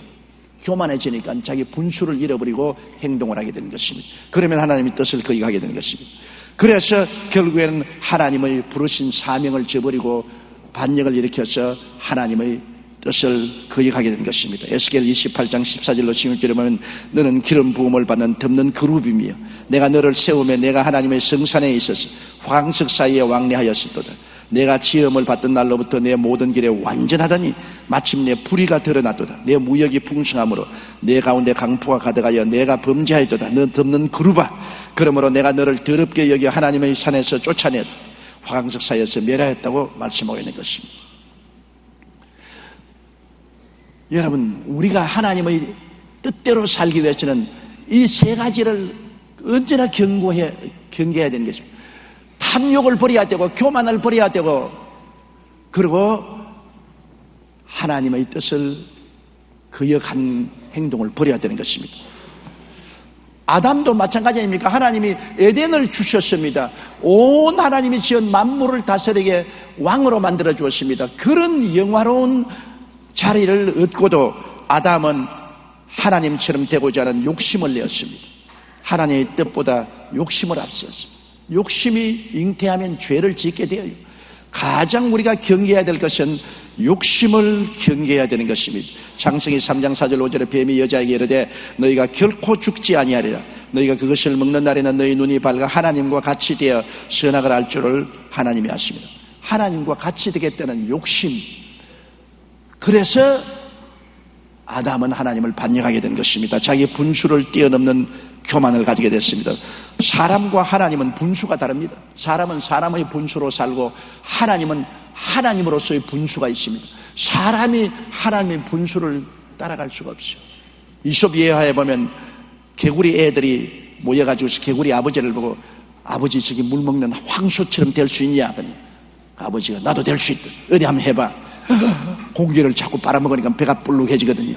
아이고 그래도 황소처럼 안 돼. 더 커져야 돼. 더 커져야 되니까 개구리가 자기 개구리 분수를 넘어가 황소가 되려고 공기를 자고 마시다가 뻥 커져지면 창자가 사방으로 흩어지고 죽어버리고 말았다는 이야기입니다. 개구리는 개구리 분수를 지켜야 되고 황소가 되려고 해서는 안 되는 것입니다. 아담이 사람의 분수를 지켜야지 하나님처럼 되려고 교만을 부리다가는 안 되는 것입니다. 그리고 그 결과로 하나님 말씀에 불순종했습니다. 창세기 2장 16절로 12절에 야훼 하나님이 그 사람에게 명하여 가라사대 동산 각종 나무의 실과는 내가 임의로 먹되 선악을 알게 하는 나무의 실과는 먹지 말라. 내가 먹는 날에는 정령 죽으리라. 먹는 날에는 정령 죽으리라고 한 그 말씀을 거역했습니다. 탐욕과 교만과 그리고 불순종, 이것이 반역을 가져오게 되는 것입니다. 우리의 생애 속에 하나님의 뜻대로 부르심을 받고 사는지 안 사는지를 늘 생각할 때 우리가 하나님 뜻을 뛰어넘어서 탐욕을 가지고 살지 않느냐, 내가 교만하지 않느냐, 나의 분수를 지키지 아니하고 분수를 뛰어넘으려고 하지 않느냐, 그것을 항상 생각해야 됩니다. 그렇게 생각해서 나를 바로잡지 아니하면 하나님의 영광에서 쫓겨나게 됩니다. 여러분, 루시퍼도 천국의 그 아름다운 곳에서 탐욕과 교만과 불순종으로 말미암아 반역해서 쫓겨났지 않습니까? 아담과 하와도 하나님이 지으신 너무나 아름다운 에덴 동산에서 탐욕을 가지고 교만하고 불순종했다가 거역하고 쫓겨났습니다. 하나님이 친히 애굽에서 이끌어내어서 젖과 꿀이 흐르는 가나안 땅에 갖다 놓은 이스라엘 백성도 탐욕을 가지고 우상을 섬기고 교만해서 하나님을 무시하고 그리고 불순종했습니다. 그 결과로 북방 이스라엘은 아수로, 남방 유다는 바벨론으로 포로로 잡혀가고 마는 것입니다. 하나님은 지극히 사랑하여 만든 루시퍼도, 하나님이 자기 형상과 모양대로 지은 아담과 하와도, 그리고 하나님이 선택한 민족으로 만민 중에 택한 이스라엘 백성도 탐욕의 노예가 되고 교만해지고 말씀에 불순종하면 하나님이 예비한 곳에서 쫓아내버리고 마는 것입니다. 하나님의 뜻이 이루어질 수가 없는 것입니다. 그러므로 하나님의 뜻대로 부르심을 받기 위해서는 우리가 절대로 탐심을 버려야 되는 것입니다. 이기주의적인 욕심이거든요. 탐심은 이기주의적인 욕심인 것입니다. 이 사람들 보세요. 주일날 교회도 안 오고 11주도 안 드리면서 주여 복을 주시옵소서, 주여 복을 주시옵소서, 그런 기도는 탐욕의 기도입니다. 자기 할 일은 안 하고 욕심을 부리는 기도는 탐욕의 기도 아닌 것입니다. 자기 할 일을 충실히 하고 그 다음 기도해야죠. 그러므로 마음을 비워야 하나님의 뜻을 받아들일 수 있습니다. 우리 하나님 앞에 하나님의 뜻을 받아들여서 하나님이 일하기 위해서는 우리 마음을 비워야 돼요. 마음을 비운다는 것은 내 욕심을 버려야 되는 것입니다. 제일 신앙생활에 걸림돌이 되는 것이 욕심입니다. 마태복음 5장 18절에 마음이 청결한 자는 복이 있나니 저희가 하나님을 볼 것이며, 이 마음이 청결하다는 것은 마음을 비웠다는 것입니다. 마음을 비우면 하나님이 보인다. 물도 고요할 때는 온 하늘에 달과 별들이 다 비치고 태양도 비치고 구름이 뜨가는 것, 호숫가에는 나무도 다 비치지만 바람이 불어서 물이 막 얼렁거리면 그 상이 다 찌그러지고 안 보입니다. 마음에 탐욕의 바람이 불어서 마음이 출렁거리기 시작하면 하나님의 영광이 보이지 않습니다. 마음을 비우고 마음이 청결해지면 하나님이 보이는 것입니다. 그러므로 골로새 3장 5절에 그러므로 땅에 있는 지체를 죽이라. 곧 음란과 부정과 사욕과 악한 정욕과 탐심이니 탐심은 우상 숭배니라. 탐심을 버려야 하나님의 뜻을 받아들일 수 있습니다. 고아의 아버지요 믿음의 사람으로 불리는 조지 뮬러 목사님은 원래 독일인으로 아프리카 선교사로 가려고 영어를 배우려고 영국 런던에 가서 열심히 영어를 공부하고 있었습니다. 그런데 하루는 성경을 읽다가 그만 성경 말씀이 가슴에 팍 부딪혀왔어요. 마음에 확 레이마가 왔어요. 로고스로 그냥 지나가고 읽는 말씀이 아니라 레이마로 마음에 부딪혀왔습니다. 그 거룩한 저수에 계신 하나님은 고아의 아버지시며 과부의 재판장이시라는 시편 68편 5절의 말씀이 가슴을 붙잡고 흔들었습니다. 갑자기 그의 눈에 눈물이 펑펑 쏟아지면서 마음이 불타올랐습니다. 그동안 그런 영국 길거리에서 거적을 듣고 잠을 자는 고아들을 수없이 보았지만 무관심했습니다. 그저 고아들이 거적을 듣고 자는구나 그렇게 보았는데, 그 성경을 읽고 난 다음부터는 마음에 부딪혀서 고아들에 대한 동정과 사랑이 끌어올랐습니다. 그런데 갑자기 하나님의 음성이 들려왔습니다. 조지 뮬러야, 너는 아프리카 선교사로 갈 것이 아니라 런던에서 고아들을 돌보아라. 내가 고아의 아버지는 너는 내 고아원 총무가 되리라. 자, 자기의 욕심과 하나님의 뜻이 부딪히게 된 것입니다. 그래서 조지는, 하나님, 나는 아프리카 선교사로 가는 것이 꿈이었는데 아프리카 선교사로 가려고 런던에 영어 공부를 하러 왔는데 런던에 남아서 고아원을 짓고 고아의 아버지가 되라니요. 아버지, 어떻게 하지요? 하나님께서 말씀하기를, 조지 뮬러야, 마음을 비워라. 너의 욕심은 너의 길을 가는 것이다. 나의 뜻은 그와 다르다. 마음을 비워라. 조지 뮬러는 하나님께 엎드려 기도했습니다. 많이 울었습니다. 자기의 어릴 때부터 가지고 있던 꿈을 다 하나님 앞에 부어버렸습니다. 아버지여, 내 뜻대로 마옵시고 주의 뜻대로 하시옵소서. 그래서 그는 고아의 아버지가 되신 하나님을 섬기기로 작정을 했습니다. 그러자 희한하게 자기 집에 그때부터 고아들이 몰려와요. 사람들이 고아들에게 입히라고 옷도 주고 먹을 양식도 가져오고 돈도 주어요. 희한하게 그때로부터 기도하면 하나님께서 역사하여 주셔서 고아를 돌볼 수 있는 길이 열려서 집을 구하게 되고 고아원들을 수용하게 되고 그들을 먹이고 기르게 되고 점점 더 고아원이 커져서 많은 돈이 들어오며 고아원을 짓고 나중에는 3,000명 이상 되는 고아들을 먹이고 입히고 교육을 시켰습니다. 평생에 조지 뮬러는 그의 좌우명을 이렇게 적어놓았습니다. 하나님 앞서지 말라. 결코 앞서서 뛰지 말자. 기도보다 성령님보다 앞서지 말자. 왜? 그는 하나님 앞서서 아프리카로 가려고 했으나 하나님의 뜻은 아프리카로 가는 것이냐 런던에서 고아원을 경영하는 것입니다. 그렇기 때문에 앞서지 말자. 결코 앞서지 말자. 기도보다 성령님보다 앞서지 말자. 이 좌우명을 가지고 산 결과 그냥 오직 기도로 수천 명의 고아들을 입히고 먹이고 교육시킨 것입니다. 우리의 문제는 우리 욕심을 앞세워서 하나님보다 앞서 뛰는 것입니다. 앞서지 말아야 돼요. 아무리 좋은 일이라도 하나님 앞서면 안 돼요. 바울 선생이 하나님 앞섰다가 얼마나 혼이 났습니까?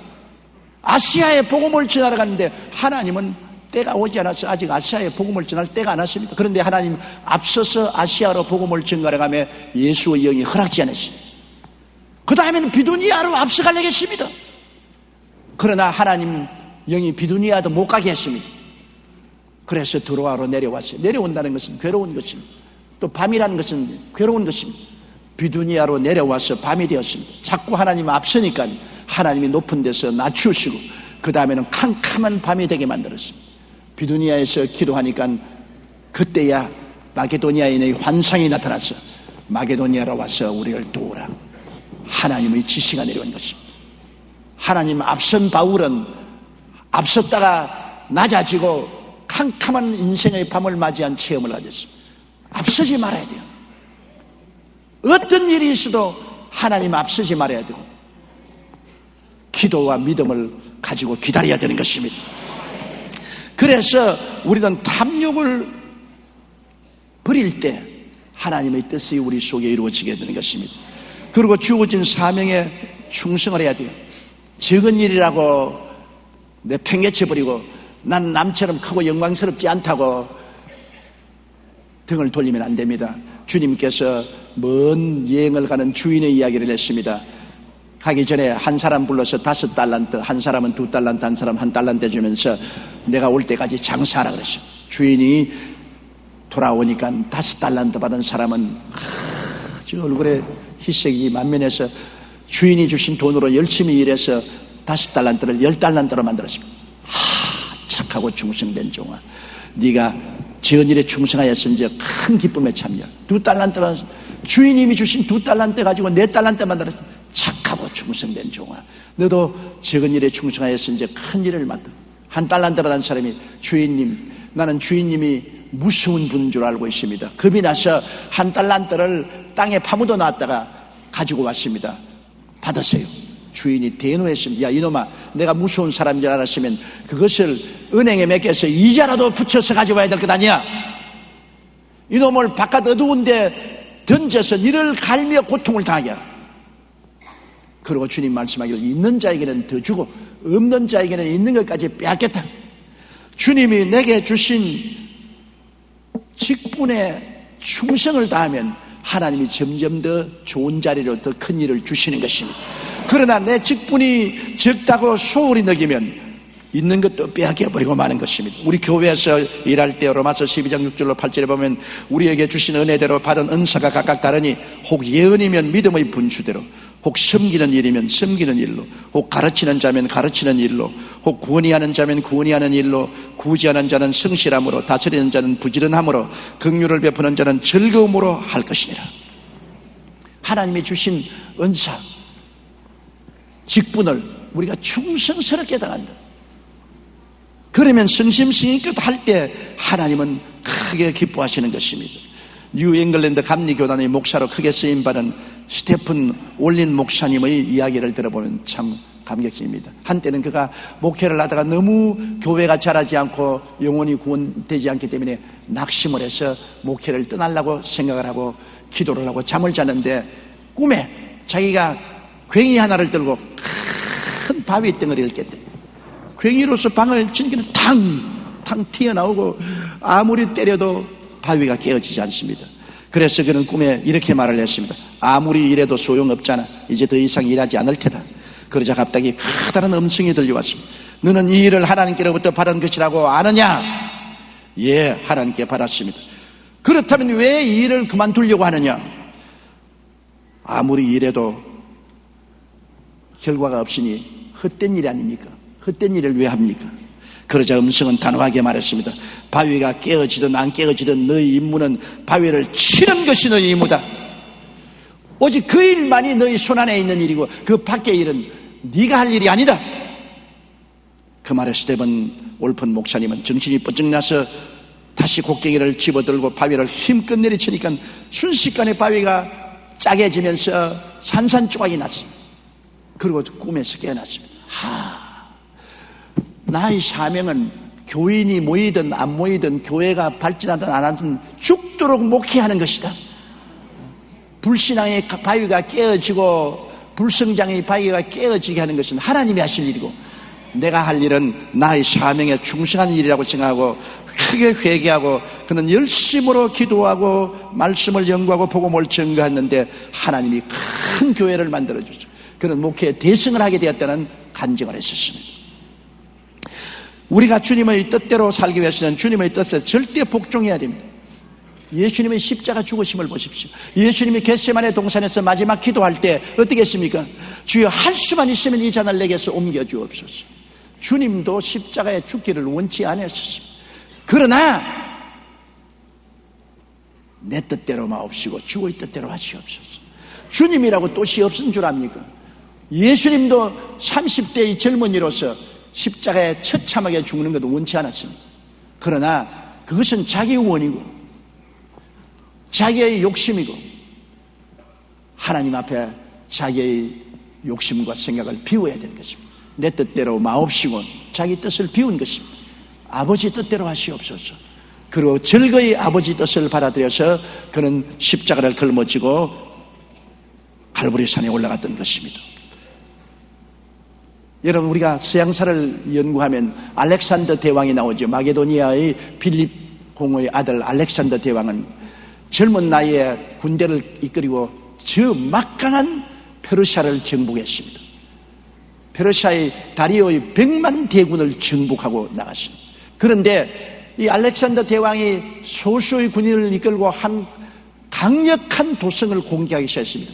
성이 강하고 군대도 많은데 알렉산더 대왕이 소수의 군인을 거느리고 그 성을 공격하니까 성의 왕이 나와서 알렉산더여, 네가 감히 이 강한 성, 이 많은 군대를 어떻게 이기겠는가? 웃기는 소리 하지 말고 물러가라. 그러니까 알렉산더 대왕이 그럼 내가 전쟁을 하기 전에 보여주겠다. 그 성이 벼랑 끝에 이렇게 지어진 성인데 군인들을 일렬 종대로 세워놓고 난 다음 앞으로 가! 앞에는 끝떨어지면 천길 만길 난간입니다. 그런데 알렉산더 군인들은 눈도 깜짝 안 하고 앞으로 가서 제 앞에 선 일렬 종대의 10명의 군인이 그대로 낭떠러지에 떨어집니다. 그럴 때 알렉산더는 중지 뒤로 돌아. 위에서 내려다본 적국의 왕과 군인들은 간담이 선을 했습니다. 왜냐? 저 군인들이 낭떠러지에 떨어지면 죽을 줄 번전히 하면서도 알렉산더 대왕이 앞으로 가라니까 눈도 깜짝하지 않고 벼랑을 향해서 걸어간다. 저런 군인에게 우리가 습격을 당하면 한 사람도 남기지 않고 다 죽겠다. 알렉산더가 말했습니다. 너희가 항복하고 나오면 왕과 군인들을 살려줄 것이니와 항복하지 않으면 다 죽이겠다. 그대로 성문을 열고 두 손 들고 나왔습니다. 여러분, 강력한 군대는 명령에 순종하는 것이 강력한 군대인 것입니다. 살든지 죽든지 흥하든지 망하든지 성하든지 쇠하든지 명령 한마디에 따라가는 것입니다. 예수님은 아버지의 명령에 십자가를 걸머지고 그 모욕과 수치를 당하면서 죽음의 고통을 감내했던 것입니다. 그러므로 하나님의 뜻이 이루어지기 위해서는 하나님의 명령 한마디에 여러분 잔소리하지 말고 복종을 해야 되는 것입니다. 하나님께 복종하지 않고 여러분 축복받을 수 있습니까? 하나님은 당신의 뜻을 순종하는 자를 위해서 위대한 일을 행하시기 위해서 온 지상의 백성들을 살피고 계신 것입니다. 하나님을 사랑하고 그 뜻을 받아들인 사람에게는 모든 것이 합력하여 선을 이룬다. 그래서 셋째, 모든 것이 합력하여 선을 이루는 것을 우리가 보아야 됩니다. 어떻게 선을 이루냐? 하나님은 이미 만세 전에 모든 것을 알고 계셔요. 여러분, 우리가 구원받은 것 현재 이 순간에 결정을 하고 구원받은 것 아닙니다. 에베소 1장 4절로 5절에 보면은 곧 창세 전에 그리스도 안에서 우리를 택하사 우리로 사랑 안에서 그 앞에 거룩하고 흠이 없게 하시려고 그 기쁘신 뜻대로 우리를 예정하사 예수 그리스도로 말미암아 자기 아들이 되게 하시다. 창세 전에 하늘과 땅과 세계와 그 가운데 모든 것을 짓기도 전에 이미 하나님께서는 그리스도 안에서 우리를 택했습니다. 어머니 뱃속에 형질도 생기기 전에 벌써 우리 보시고 택하시고 하나님의 백성이 되도록 예정하셨습니다. 그러므로 주님은 알파요 오메가요 처음과 나중이요 시작과 끝이라 우리 일생을 손바닥에 얹혀놓고 다 보고 계신 것입니다. 그러므로 하나님께서는 우리의 일생에 일어날 일을 다 보고 하시기 때문에 이미 미리 대책을 세워놓고 있습니다. 우리 사람들은 자기를 대책 없다, 도저히 이제는 살아날 대책이 없다. 그런데 주님은 말씀입니다. 대책이 있다. 만세 전에 이러한 일이 일어날 줄 내가 알고 이미 대책을 세워놓았다. 고린도전서 2장 9절에 기록된 바 하나님이 자기를 사랑하는 자들을 위하여 예비하신 모든 것은 눈으로 보지 못하고 귀로도 듣지 못하고 마음으로도 생각지 못했다는 겁니다. 예수님이 베스다 광야에 나갔을 때 남자만 5,000명 부녀자 기만 명이 저녁에 되어 배가 고파서 잔디에 들어 누웠습니다. 그런데 성경에 보십시오. 예수님께서 제자들을 부르시고 말씀하기를 주님은 어떻게 하실 것을 이미 알고 계시면서도 빌립을 시험하게 위해서 빌립아 이 사람들에게 먹을 것을 주라고 말씀하신 것입니다. 절대 불가능입니다. 광야에 해가 지는데 떡 살 곳도 없고 돈도 없는데 주님은 어떻게 하실 줄을 알고 계셨다고 말한 것입니다. 주님은 대책을 다 세워놓고 있어요. 그러나 빌립이 주님께 말한 건 뭡니까? 대책이 없습니다. 대책이 없어요. 그러나 주님은 대책을 가지고 있어서 나중에 그들 다 배불리 먹고 12바구니 남게 하지 않으셨습니다. 여러분 인생에 대책이 없는 건 아닙니다. 대책이 있습니다. 하나님을 사랑하고 하나님의 뜻을 받들어서 절대 충성하는 사람에게는 모든 것에 대책이 있습니다. 모든 것이 합력하여 선을 이루게 한다고요. 따라 말씀했어요. 나에게 어떤 문제에도 대책이 있습니다. 그러니 여러분 얼마나 우리가 좋습니까? 시편 139편 16절에 한번 따라 읽어 주십시오. 내 형질이 이루기 전에 주의 눈이 보셨으며 나를 위하여 정한 날이 하나도 되기 전에 주의 책에 다 기록되었나이다. 여러분이 태어나서 하루도 되기 전에 이미 죽을 때까지 일이 주의 책에 다 기록되어 있었어요. 그래서 주님께서는 하나님을 사랑하고 주의 뜻대로 가면 네가 삐뚤어져 나가서 사업에 실패도 하고 병도 들고 고통을 당할 건 내가 미리 알고 있다. 그러나 네가 결국은 나를 사랑하고 순종할 테니까 내가 대책 세워놓으마. 대책 세워놓고 있다고. 내가 계속해서 주님을 사랑도 아니하고 주님의 뜻을 거역하면 하나님 대책 무지요. 대책 없어. 대책 안 세워놓은 것도 안 써먹었으셔. 그러나 내가 하나님을 사랑하고 그 뜻대로 부르심을 받고 회개하고 사랑하고 그 뜻에 순종을 나오면 하나님이 나 벌써 대책 세워놨어. 만세 전에 네가 이렇게 할 줄 알고 대책 세워놓았어.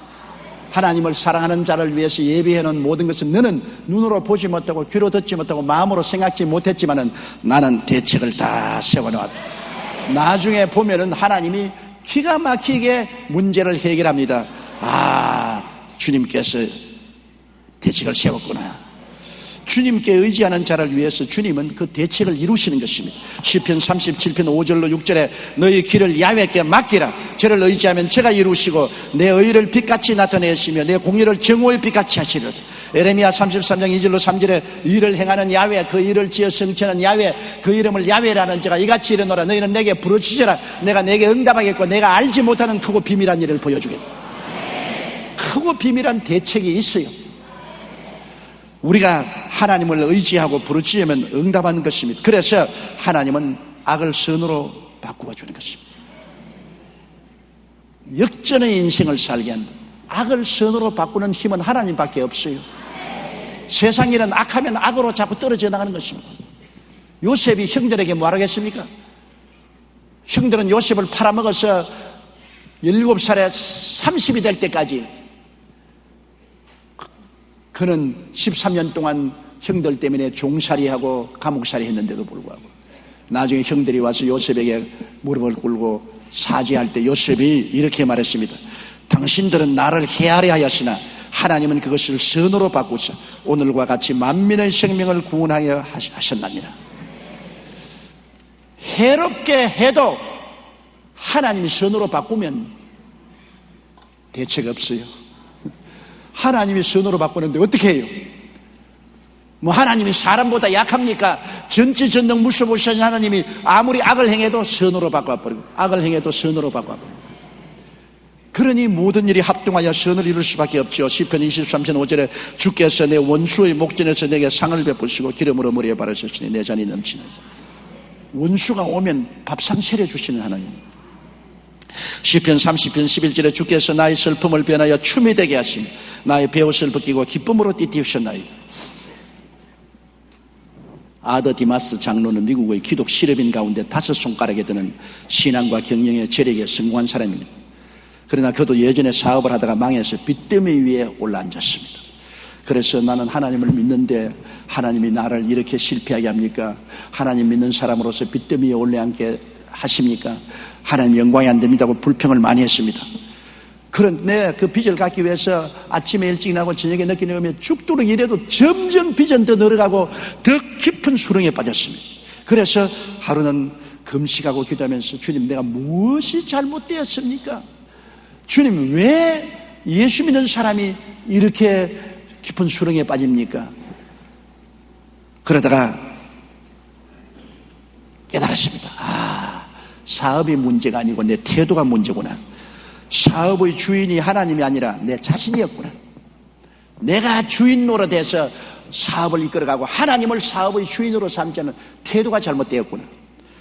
하나님 앞에 크게 회개하고 그 다음부터는 모든 일의 계획에서부터 결제까지 모두 주님께 의지했습니다. 무슨 문제가 생겨도 주님과 의논했습니다.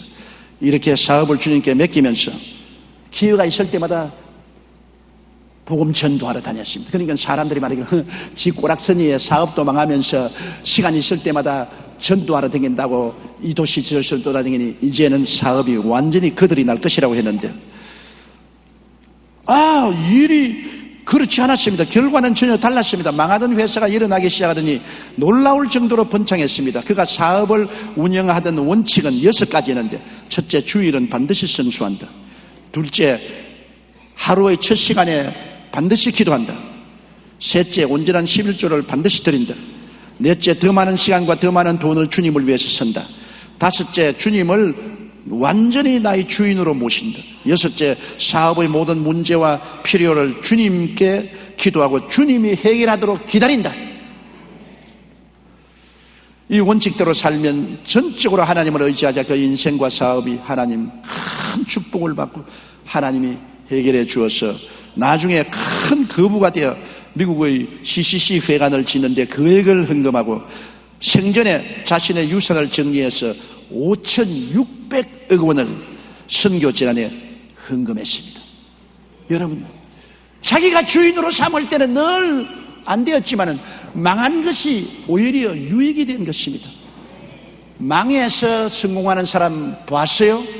이분은 망해서 성공했습니다. 합동하여 선을 이룬다고 하나님을 사랑하고 그 뜻을 알고 받들면은 망하는 것도 흥하는 것이요, 안 되는 것도 되는 것이요, 죽는 것도 사는 것이 되는 것입니다.